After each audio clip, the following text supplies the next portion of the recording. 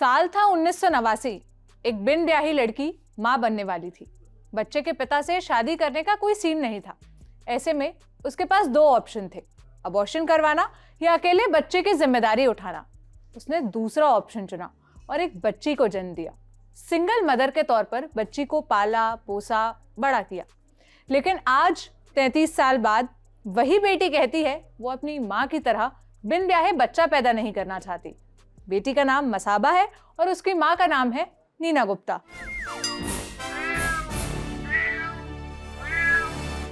हाय, मेरा नाम है सोनल और आप देख रहे हैं ऑर्डिनरी की स्पेशल सीरीज म्याऊं। इंडिया की लीडिंग फैशन डिजाइनर, एक्ट्रेस और नीना गुप्ता की बेटी मसाबा, इनकी एक वेब सीरीज आई है मॉडर्न लव मुंबई। इस बारे में उन्होंने द इंडियन एक्सप्रेस से बात की। मॉडर्न शब्द को कई बार नेगेटिव सेंस में इस्तेमाल किया जाता है। मॉडर्न होने के कारण मसाबा को क्या सुनने को मिला, इसके जवाब में वो कहती हैं, हमेशा से मेरी माँ को मॉडर्न कहा गया। जब उन्होंने सांस बनाई, जो टीवी सीरीज थी, उसे मॉडर्न बताया गया। कहा गया वो वक्त से आगे की चीज है।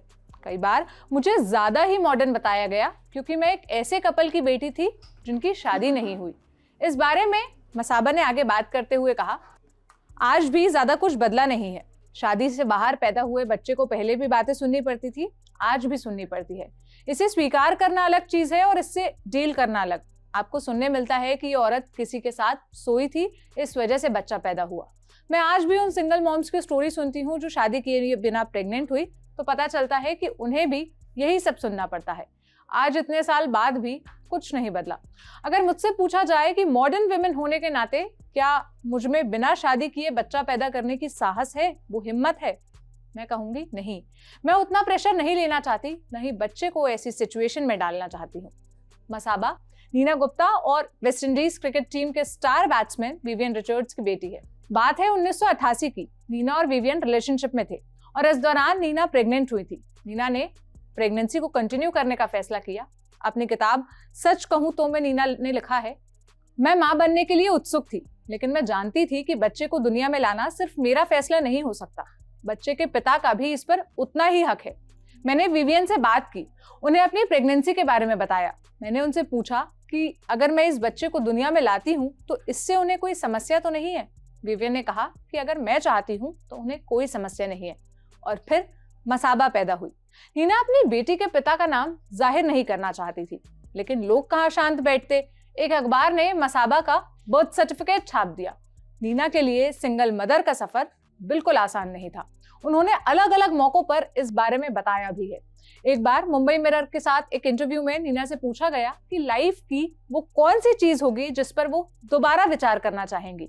जवाब में नीना ने कहा था, मैं शादी के बिना बच्चा पैदा नहीं करना चाहूंगी। मैंने मसाबा से कभी कुछ नहीं छिपाया, इसलिए हमारे रिश्ते पर कोई प्रभाव नहीं पड़ा, पर मुझे पता है उसने बहुत कुछ भुगता है। जो बात नीना ने कही थी वही बात आज मसाबा ने दोहराई। वैसे ये कोई इकलौता केस नहीं है। कल्कि ने 2019 में जब अपनी प्रेगनेंसी के बारे में बताया था तब बहुत बवाल हुआ था, क्योंकि तब वो शादीशुदा नहीं थी। कल्कि गाय हर्षबर्ग के साथ रिलेशनशिप में थी। एक इंटरव्यू में कल्कि ने बताया था कि वो शादी के अगेंस्ट नहीं है, पर वो सिर्फ प्रेगनेंसी की वजह से शादी नहीं करना चाहती। ऐसा ही एक्ट्रेस और टीएमसी सांसद नुसरत जहां के साथ भी हुआ। चूंकि निखिल जैन से उनका रिश्ता खत्म हो चुका था और यश के साथ उनकी शादी नहीं हुई थी, तो उनसे भी बच्चे को लेकर यही सवाल किए गए। नुसरत ने तब तक बच्चे के पिता का नाम रिवील नहीं किया था।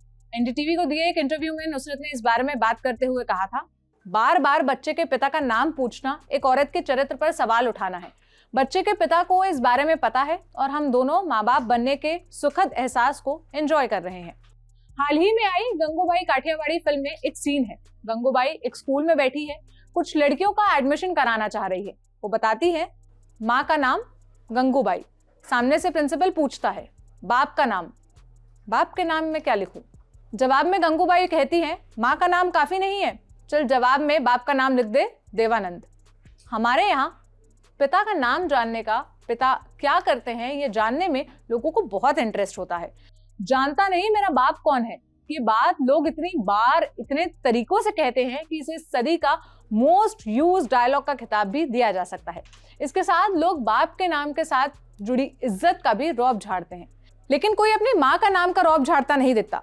फिल्म वालों ने भी ऐसा कोई डायलॉग नहीं लिखा।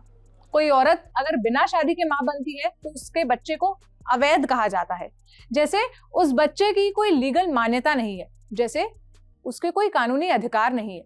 ऐसी बात नहीं है कि हमारे यहाँ सारी सिंगल माओं को जज किया जाता है। अगर किसी महिला ने बच्चे को गोद लिया है तो उसे बड़ा सम्मान से देखा जाता है, उसकी बड़ी कद्र होती है। लेकिन वही महिला अगर सेक्स करके प्रेग्नेंट होकर माँ बने तो उसे जज किया जाता है, उस पर शादी का प्रेशर डाला जाता है, पिता का नाम जाहिर करने का दबाव बनाया जाता है।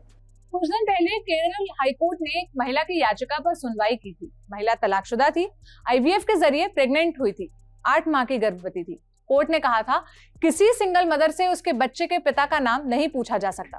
कोर्ट ने कहा था इस महिला के मां बनने पर समाज को सवाल पूछने का कोई हक नहीं है, यह महिला और उस बच्चे के सम्मान के विरुद्ध माना जाएगा।